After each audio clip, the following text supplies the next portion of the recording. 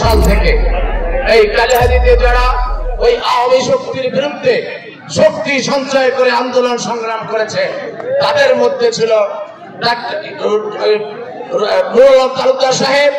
আমরা এই কথা বলতে চাই, ওই ফ্যাসিস্ট আওয়ামী সরকার ওই জামাতে ইসলামকে যেমন ফাঁসি দিয়েছে, ওই বিএনপির নেতা কর্মীদের অত্যাচার নির্যাতন করেছে, ওই তারেক জিয়াকে তারা পঙ্গু করেছে, খালেদা জিয়াকে তারা জেলে ভর্তি করেছে, ওই আমার তরুণের অহংকার ছাত্রদেরকে তারা গণহত্যা করেছে।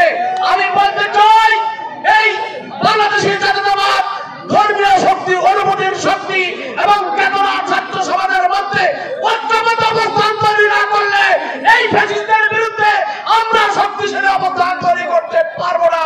সকলকে ধন্যবাদ জানাচ্ছি। দুর্যোগের যারা এসেছেন তাদেরকে পার্টির পক্ষ থেকে ধন্যবাদ জানিয়ে আবার কথা এখানে শেষ করছি। আসসালামু আলাইকুম। এখন আপনাদের মাঝে বক্তব্য নিয়ে আসেন। কষ্টে জীবন যাপন করছেন, অন্যদিকে তারুণ্যের অহংকার শহীদ জিয়ার যোগ্য উত্তরসূরি জনাব তারেক রহমানও মিথ্যা মামলার অভিযোগে দেশান্তরিত হয়ে আছেন।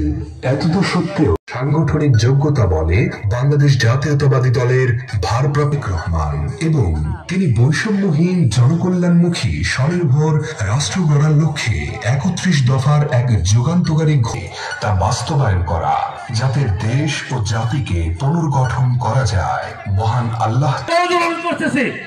আপনারা দয়া করে আমাদের